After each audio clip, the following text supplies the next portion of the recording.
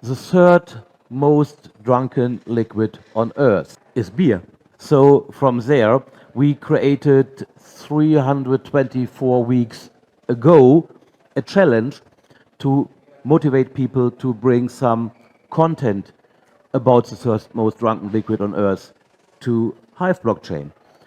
As so many people enjoy that liquid, I said, well, do something else as only having two pictures of two blokes in a bar, which is nice, but not everyone is focusing on that. So we started a challenge where we give away some crypto if you post at least 3 pictures. Some people do quite a lot more.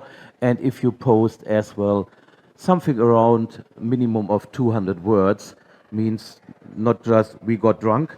So it's nice for you, but this is not the goal of a challenge. It's more about the quality of the beer or the location or the bread you made out of beer or whatever you made out of this liquid. It's not about alcohol and it's not about getting drunk. It's more about the quality and the difference this liquid has. So we built a community out of this with already more than 2,000 people worldwide who are acting in this. And whenever you make your post, you might win some crypto.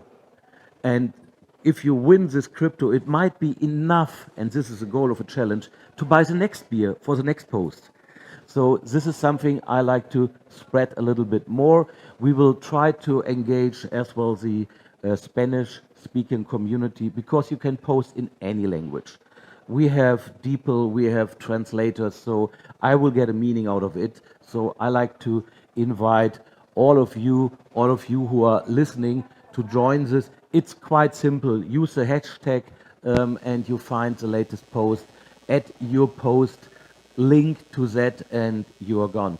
Later on, I will do as well a little longer detailed interview with our beloved Neo, who is already recording some stuff here to explain it a little bit more in detail. If you switch to the next slide, oh, now it's working.